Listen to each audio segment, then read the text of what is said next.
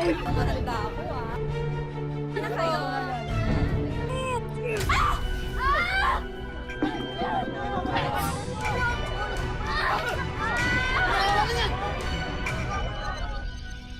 Pag-ibig daw ang isa sa pinakamalaking misteryo sa ating buhay.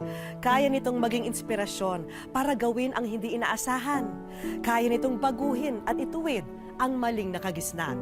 At dahil din sa pag-ibig, natututo tayong magpatawad kahit pa nasaktan tayo ng sukdulan. Magandang araw po mga kapuso. Ako po si Vicky Morales. Sama-sama po nating tuklasin ang misteryo at kapangyarihan ng pag-ibig dito sa Wish Ko Lang. Nagsimula ang lahat. May 3 taon na ang nakalilipas sa isang pamilya sa Negros Oriental.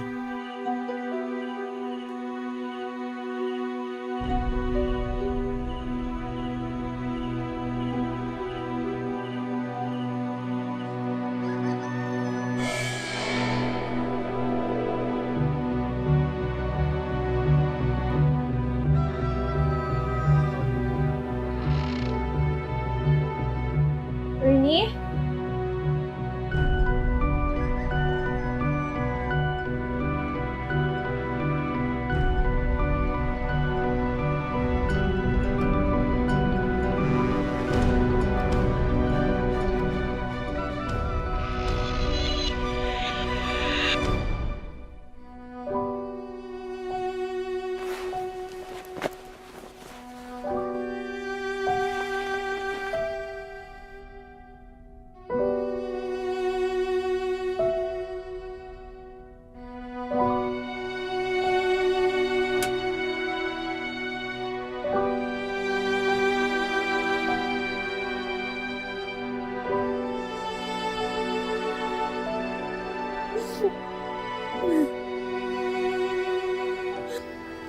Beth, pasensya ka na. Wala kasi akong mapag-iiwan ng mga bata eh. Ano ka ba, Lovely? Parang mga anak ko na rin tong mga makukulit na to, no? Sininang mo nang bahala sa inyo. Okay? Iiwan niyo po kami, Mama. Kailangan eh. Kailangan kong magtrabaho. Kasi pag hindi ako nagtrabaho, paano kayo mag-aaral? Di ba? Paano yung gatas nyo? Pagkain nyo? Yung laruan nyo? Diba, si Papa dapat ang nagtatrabaho. Anak, iniwan na kasi tayo ng papa mo eh. Kaya ako na lang. Ako na lang yung magtatrabaho.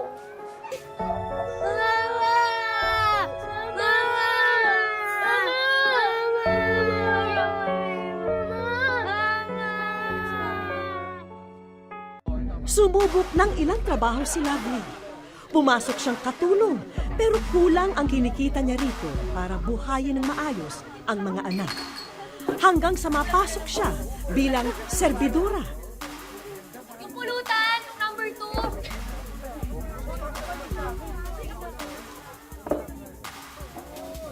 Wala pa?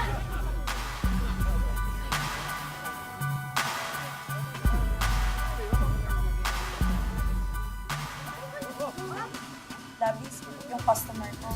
Type ka daw. Tinatanong kung pwede kang i-take out. Ayoko. Ayoko ganyan. Bahala ka. Pag-isipan mo mabuti. Malaki ang kita sa take out. Hindi ko kayang gawin yun. Sige, sige na nga.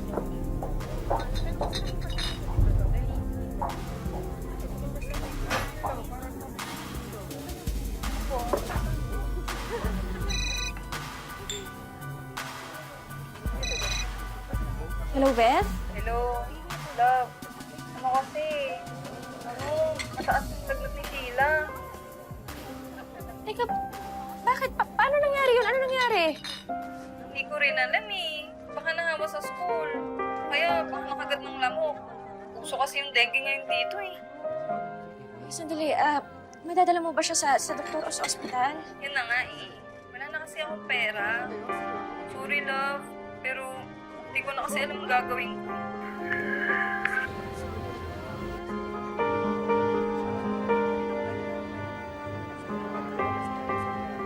Hindi mo ito kasalanan, Beth. Sige, gagawa ako ng paraan. Dalhin mo na siya sa ospital. Magpapadala ako agad ng pera. O sige, pasensya na ulit, Lovely. Salamat, ah.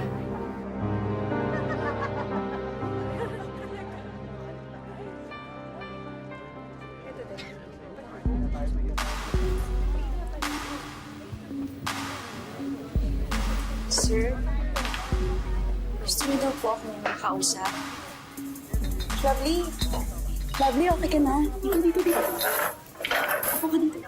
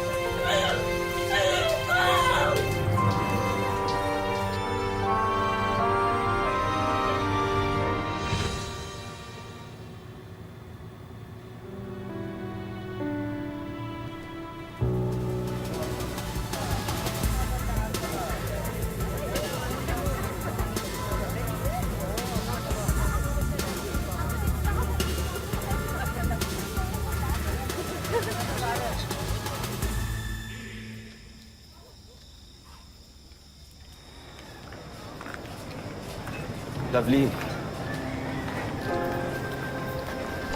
Lovely.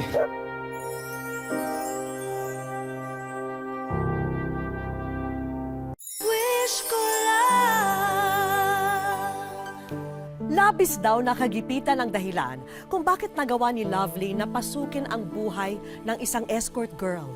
Dahil dito, naibigay naman niya sa mga anak ang pangangailangan nila. Pero ano kaya ang madarama niya kung magbalik ang taong sinisisi niya kung bakit nalihis na rito ang buhay niya? Lovely.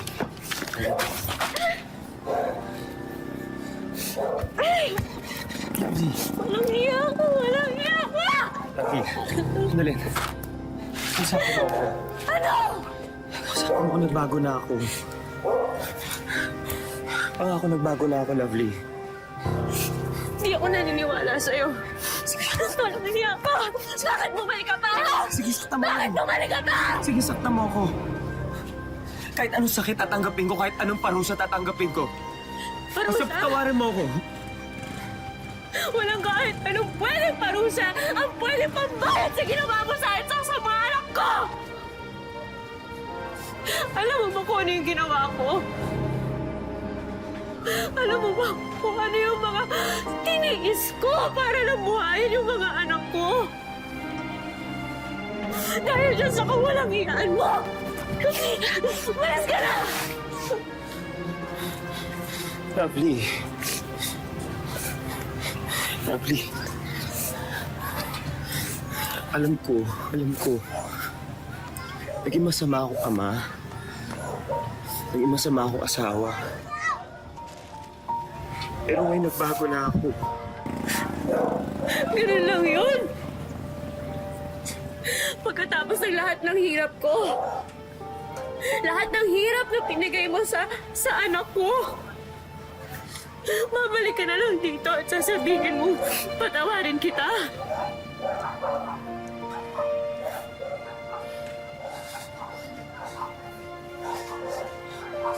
Lovely. Hindi na ako tulad ng dati. Nagsisisi ako.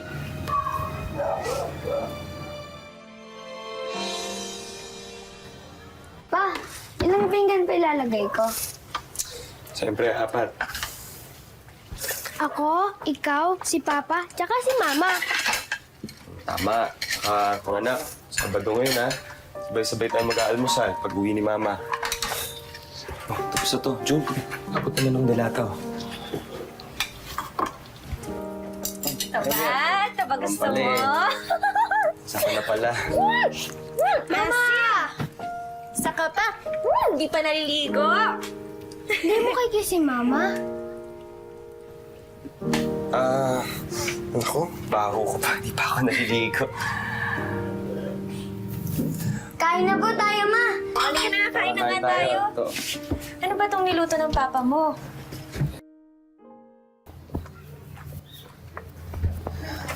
Ayun pala, may playground to. Laro kayo, na? Ay nako, gusto mo Ay, dito si Sheila gusto yata ng cotton candy. Ay, meron dito, meron. Ay, Tab, ibili lang kami ni Sheila doon, ha? Ah, sige. Ako rin po, Pa. O, tara. Sige. Dali lang, ha? Sige. Ay.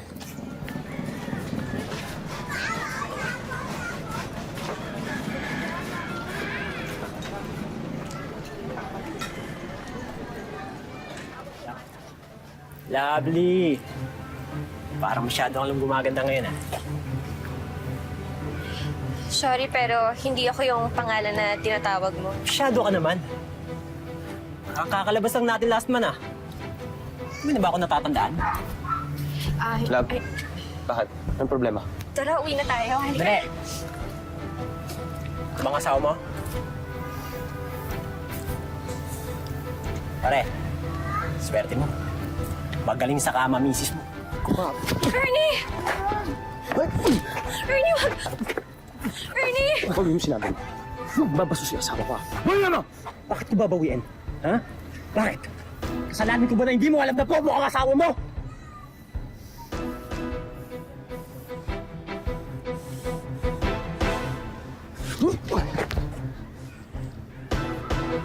Uwi na tayo!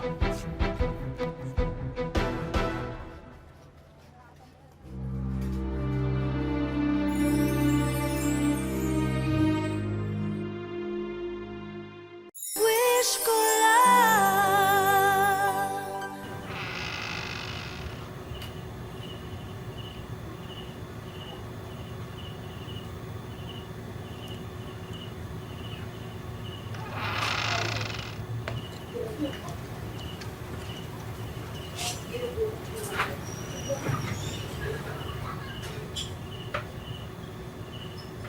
Natutulog na ang mga bata.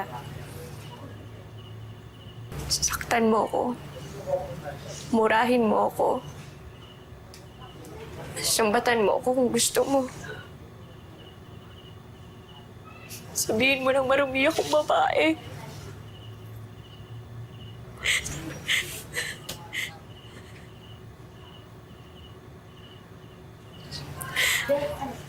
Saktan mo ako.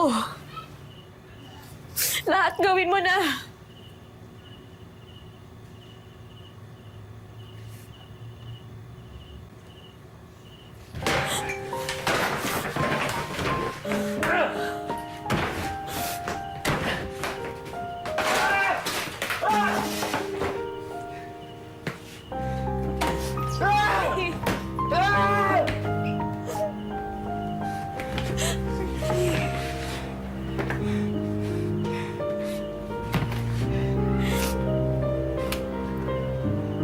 Ako may kasalanan.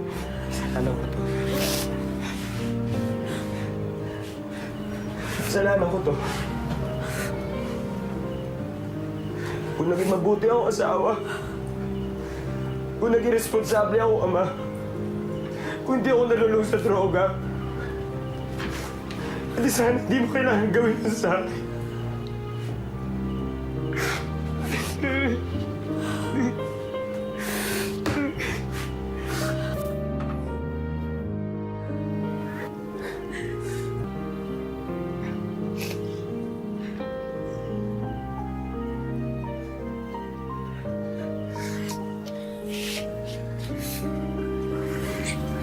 Salamat.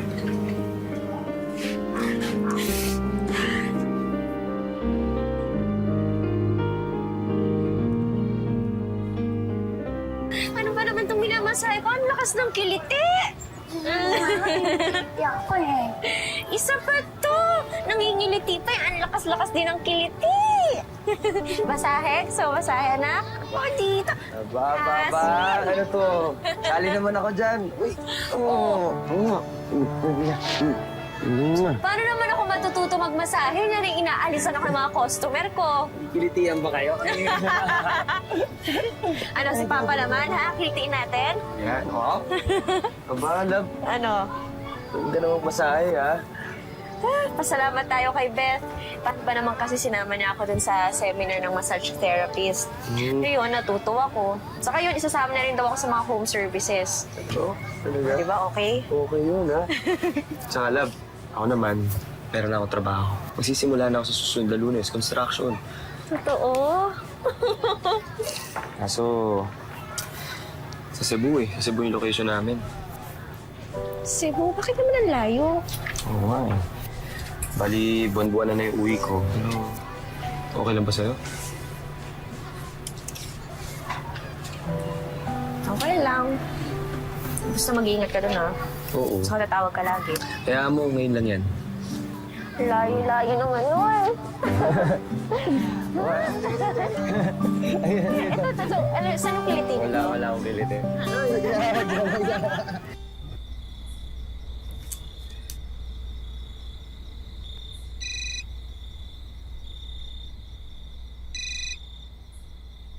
Hello? Hello? Love? Love, buti naman napatawag ka na. Kagaling na kasi dito ni Mang Lito eh. Alam mo na, naniningil na ng renta.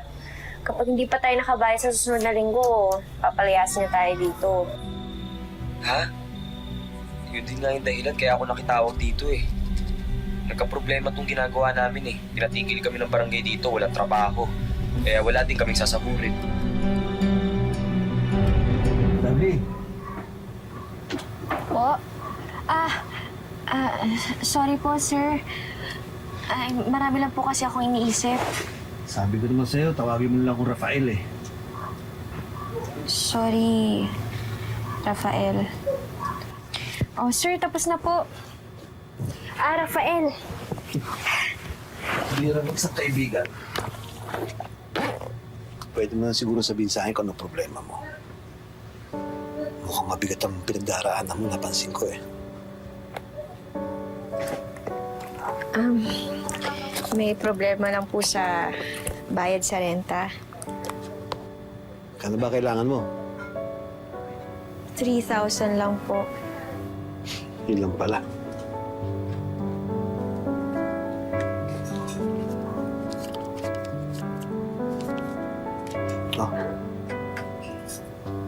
Oh, Uutangin niyo po ako? di ba magkaibigan tayo? Bayaran mo na pag nakaluwag ka. O pwede mo rin ibawas pag nagpamasahe ako sa'yo. Salamat po. Salamat po talaga.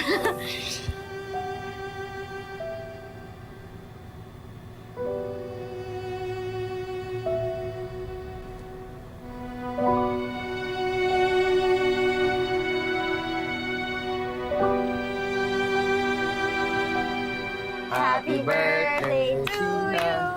Happy birthday to you. Happy birthday, happy birthday. Happy birthday, Sheila! Blow your candles. Thank you po, Mama. Thank you, Papa. Ako, dapat kay mama mo lang ikaw mag-thank you sa lahat bumili niya para sa'yo. Uy, hindi ah. Galing sa amin lahat yan. Okay, kakain na tayo. So, Junjun? Sandali lang ah. Kailangan ko lang sagutin to. Sige.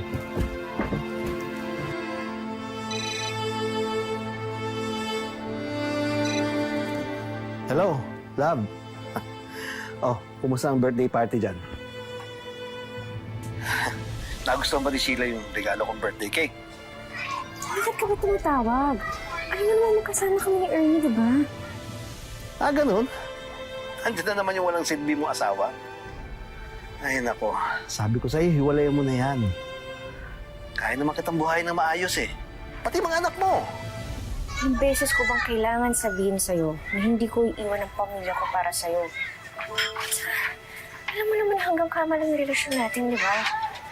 Wala nang hihigit doon. Ah, ganun.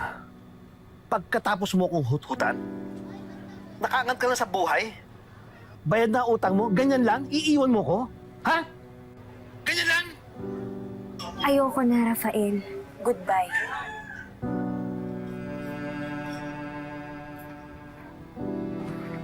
Ano, meron pa bang spaghetti?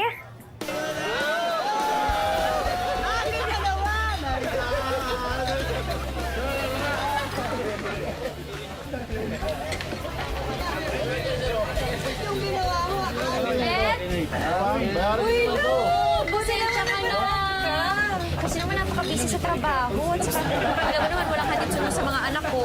Halika, pasok tayo sa loob. Ano ba? Ano bang meron?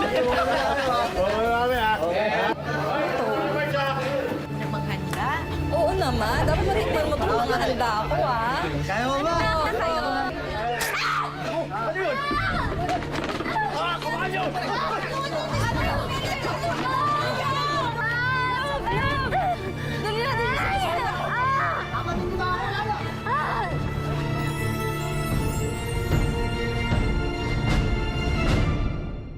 Wish ko lang.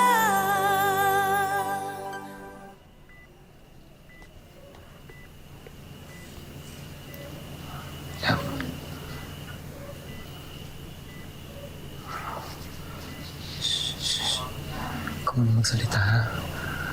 Tama na.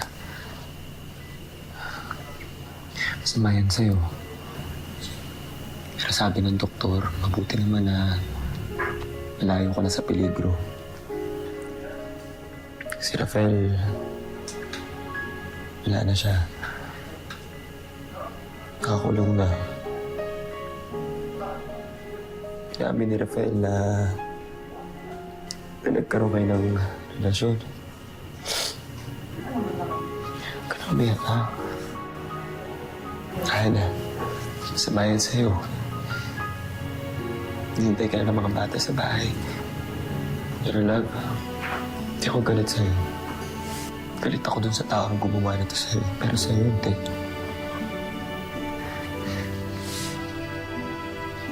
Hindi ko kaya mawala ka sa buhay ko. Tana, mahal na mahal kita.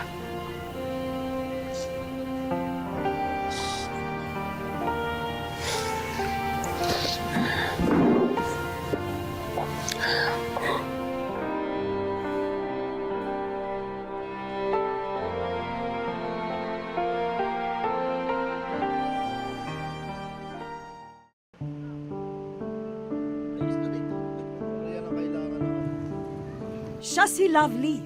Hindi niya tunay na pangalan. Siya ang inang tampok namin sa aming kwento. Sa mundong minsan niyang ginalawan, natatakan daw siyang marumi sa mata ng marami. Tapos ang nakakadiri, kumbaga. Yung hinihipo ako. Kasi, dati kasi ang ano ko lang, kumbaga yung pakakasalan ko lang na taong, yung lalaking, nag-iisang lalaki lang yung hahawak sana dapat sa akin. Tapos doon sa trabaho ko, parang free lang yung mga lalaki na hawak-hawak sa akin. Kasi nga, yun na nga yung trabaho ko, ganun eh. Pero piniling sikmurain noon ni Lovely ang lahat. Wala na kasi siyang makapitan nang iwanan silang mag-iina ng asawa. Ang inspirasyon ko yung dalawang anak ko talaga. Siya kapit din sa Panginoon. Dahil kailangan nila ako eh. Yun na lang yung pinangahawakan ko. Parang ang liit-liit ko. Kumbaga yung parang inaapakan na yung pagkatao ko para lang. Oh.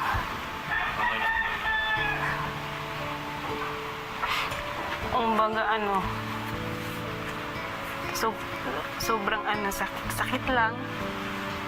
Tapos, itiis mo na lang yun kasi para sa kanila eh. Nakipag-areglo na ang salarin sa pagsaksak kay Lovely. Sila'y nagkapatawaran na at sinagot din ang kanyang pagpapagamot. At kasabay ng paghilom ng kanyang sugat, nakalaya na rin si Lovely sa dati niyang buhay. Sa ngayon po, masaya. Parang kontento na ako kung ano meron ako. Tapos, hindi na ako umangad kasi dati po umangad pa ako ng ano-ano pa eh. Sa ngayon po, parang nahanap ko na yung sarili ko. Naging maayos at mas matibay na rin ang samahan nila ng kanyang mister. Pero sa kasalukuyan, ang nilalabanan na lamang ni Lovely ay ang pangungulila. Nasa Cebu kasi ang kabiyak niya at namamasukan bilang isang delivery boy. Masaya kasi pag kumpleto kayo, tapos sabay kayo kumakain, sabay kayo matulog. Kumbaga, tinitiis na lang kasi nga sa hirap ng buhay. Wala kasi siyang mahanap na hanap buhay dito eh. Tahimik na ang buhay ni Lovely sa piling ng kanyang mga mahal sa buhay. Pero sa araw na ito, hayaan mong gumawa kami ng ugong na siguradong ikatutuwa mo. Dahil ang aming mga sorpresa, eto at umaarangkada na.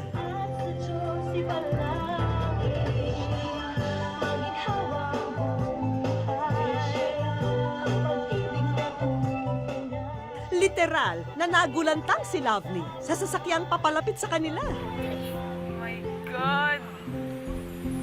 Siya lang alam ko yun!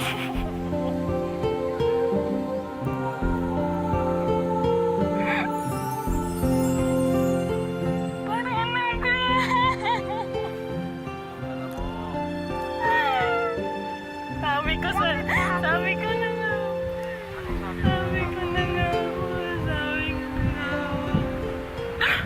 At hulaan nyo kung sino ang taong bumaba sa sasakyan. Walang iba kundi ang pinakamamahal na asawa ni Lovely na si Ernie na pinauwi pa namin dito sa Dumaguete mula sa Cebu. Abot langit ang pasasalamat ni Lovely ngayong nasa piling na niya ang asawa. Siyempre, sobrang sakit. No, malayo. Titiis na lang kasi nga walang hanap buhay dito. Ako, kung tutuisin lang, ayaw ko malay sa kanila kasi sa hirap talaga ng buhay, nagtitiis ako. Kasi mahal na mahal ko yung mga anak ko, pati pamilya ko. Handa naman ako nagbago, binago ko lahat ang buhay ko dahil sa kanila eh. Dahil kumpleto na ang mag-anak, diretso na tayo sa pangalawang sorpresa. Ang sari-sari store na hiniling mo sa amin, eto at mapapasayo na.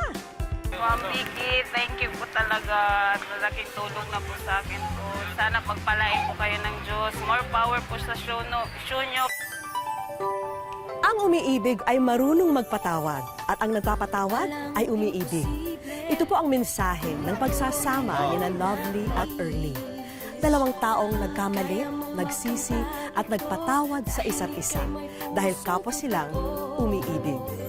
Hanggang sa susunod mga kapuso, ako po si Vicky Morales at ito po ang wish ko lang.